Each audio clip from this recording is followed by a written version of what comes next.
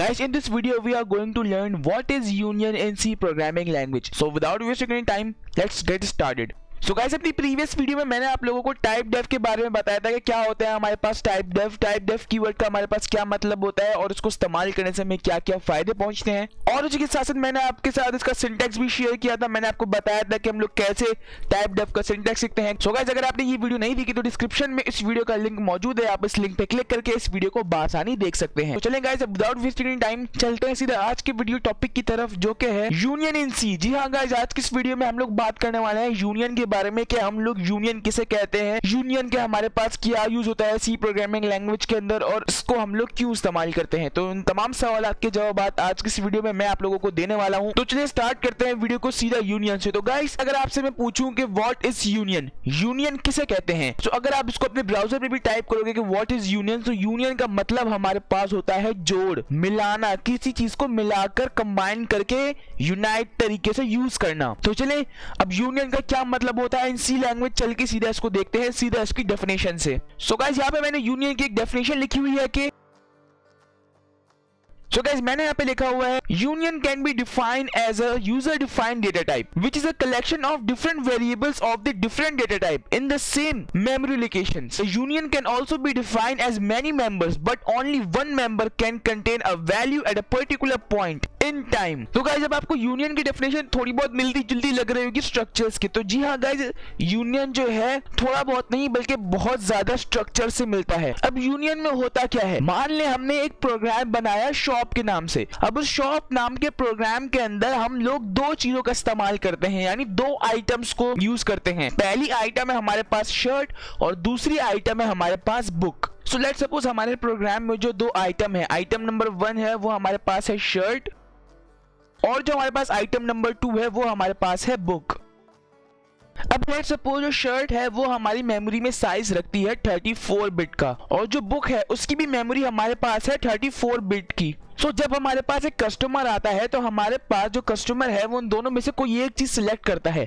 अब इन दोनों चीजों में जब हमारे पास कस्टमर शर्ट के लिए आएगा तो हमारे पास जो सेकंड स्ट्रक्चर होगा बुक का वो जो है हमारे पास यूज नहीं होगा। जब हमारे पास कस्टमर आएगा बुक को यूज करने के लिए तो हमारे पास शर्ट का जो स्ट्रक्चर है वो यूज नहीं होगा। तो इस तरह से क्या होगा, हमारी मेमोरी बहुत ज्यादा बढ़ जाएगी क्योंकि 34 हमारे पास हो जाएगा 68 बिट।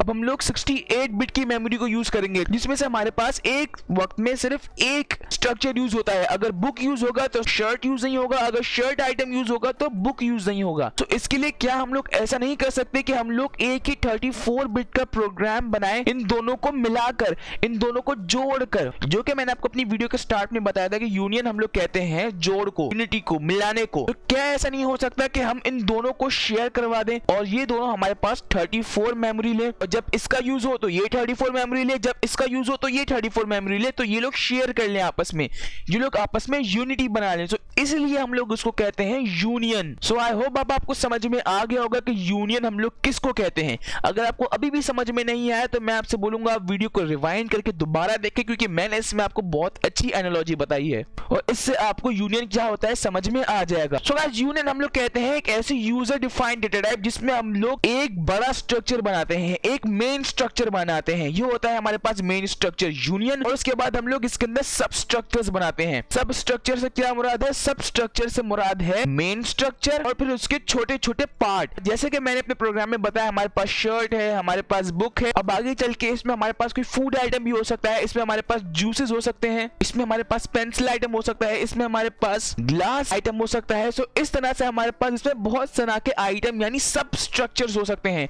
और यूनियन हमारे पास होता है मेन स्ट्रक्चर। क्योंकि जब हम लोग शर्ट का यूज करेंगे तो बुक का यूज नहीं करेंगे, बुक का यूज करेंगे तो फिर हम लोग जीसस का यूज नहीं करेंगे। सो इस तरह से इन 5 सब स्ट्रक्चर में हम लोग एक वक्त में सिर्फ एक ही स्ट्रक्चर यूज करेंगे। अब क्योंकि हमने इनको एक यूनियन बनाया है तो ये सारे एक ही टाइप की मेमोरी लेंगे यानी एक ही मेमोरी में स्टोर होंगे। सो इनकी टोटल मेमोरी होगी हमारे पास वो होगी 34 बिट। अब जब हमारे पास शर्ट का यूज होगा तो उसकी मेमोरी 34 बिट होगी, जब बुक का यूज होगा तो वो भी इस 34 बिट को यूज करेगा। अब लेट्स सपोज मान ले जो हमारे पास पेंसिल जो हमारे पास आइटम है वो स्टोर करता है हमारे पास 30 बाइट। अब हम क्या करेंगे, हम तब भी 34 बिट का मेंबर बनाएंगे, एक आइटम लेंगे। तो चलें गाइस, अब हम लोग बात कर लेते हैं व्हाई वी यूज यूनियन की, कि यूनियन को हम लोग क्यों इस्तेमाल करते हैं। व्हाई वी यूज यूनियन, ये हमारे पास एक सवाल है कि हम लोग यूनियन को क्यों इस्तेमाल करते हैं। Consider one example to understand the need of C union. Let consider a store that has two items. जैसे कि मैंने आपको अभी थोड़ी देर पहले एग्जांपल देके समझाया, बिल्कुल उसी एग्जांपल को यूज करेंगे हम लोग समझने के लिए कि हम लोग यूनियन को हम लोग क्यों इस्तेमाल कर लेते हैं। तो मान लें हमारे पास एक स्टोर है जिसमें हम लोग 2 आइटम सेल करते हैं, बेचते हैं। नंबर 1 आइटम है हमारे पास बुक्स और नंबर 2 आइटम है हमारे पास shirt. Store owner want to store the record of the above mentioned 2 items along with the relevant information। जो स्टोर का मालिक है वो स्टोर करना चाहेगा इन दोनों की अलग अलग रिकॉर्ड्स, इनकी अलग अलग मेमोरी।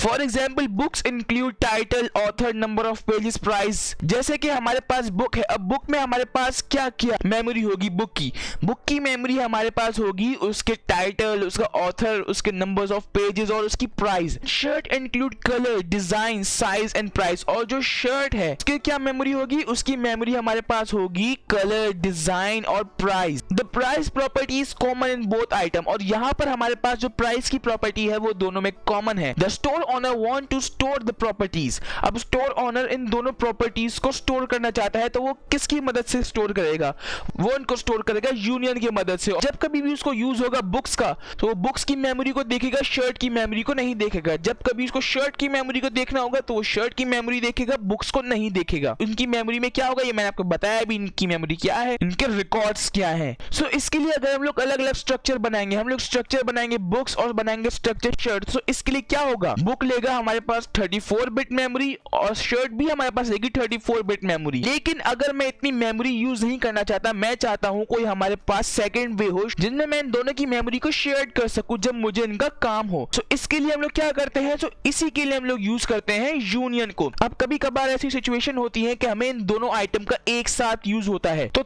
तब हम लोग क्या करेंगे, उसके लिए हमारे पास एक और कीवर्ड, एक और चीज होती है, उसके बारे में जब हम लेटर ऑन जब हमें उसका यूज होगा तब मैं उसके बारे में आपको बताऊंगा। सो आई होप गाइस आपको यूनियन समझ में आ गया होगा, यूनियन हम लोग किसे कहते हैं। अगर आपको अभी भी समझ में नहीं आया तो मैं आपको बोलूंगा आप इस वीडियो को दोबारा देख लें। इस वीडियो को दोबारा देखने में कोई हर्ज नहीं है। ऐसा बिल्कुल भी नहीं होता कि आप एक दफा वीडियो देखें और आपको वीडियो में क्या पढ़ाया गया वो सब समझ में आ जाए, ऐसा बहुत कम होता है, बल्कि कभी कभार तो होता ही नहीं है। हमें एक एक वीडियो को बार बार दोबारा देखना पड़ता है। तो चलिए गाइस ये थी आज की वीडियो में, उम्मीद करता हूँ आपको आज की वीडियो पसंद आई होगी। सो आई होप गाइस आपको आज की इस वीडियो से यूनियन क्या होता है समझ में आ गया होगा। अगर आपको समझ में आया तो इस वीडियो को लाइक लाजमी कीजिएगा, चैनल पे अगर न्यू है तो चैनल को सब्सक्राइब करना ना भूलिएगा। इस प्लेलिस्ट को एक्सेस लाजमी कर लीजिएगा, इस प्लेलिस्ट का लिंक नीचे डिस्क्रिप्शन में मौजूद है, यहाँ क्लिक करके बुकमार्क यहाँ क्लिक करके सेव कर लीजिएगा और ये प्लेलिस्ट आपकी हो जाएगी। इस प्लेलिस्ट के अंदर मैं सी लैंग्वेज को स्टार्टिंग से लेकर एंड तक पढ़ा रहा हूँ और मैं इस प्लेलिस्ट के अंदर डेली बेसिस पर वीडियोस अपलोड कर रहा हूँ और ये वीडियो भी इसी प्लेलिस्ट का हिस्सा है। और अगर आप मेरे चैनल पर न्यू है और आपको नहीं पता कि मेरी प्लेलिस्ट भी है जिसमें सी लैंग्वेज को स्टार्टिंग से लेकर एंड तक पढ़ा रहा हूँ, तो आपके लिए जरूरी है कि आप इस प्लेलिस्ट को एक्सेस कर लें और मैं चैनल को भी सब्सक्राइब कर दें, ताकि मैं जब भी कोई नई वीडियो अपलोड करूं तो उसका नोटिफिकेशन सबसे पहले आपके पास पहुंचे। और अगर आप सी लैंग्वेज को पढ़ना चाहते हैं तो मेक श्योर इस प्लेलिस्ट को एक्सेस कर लें। सो गाइस अभी तक के लिए बस इतना ही, मैं मिलता हूं अगली वीडियो में, तब तक के लिए thanks for watching and don't forget to subscribe.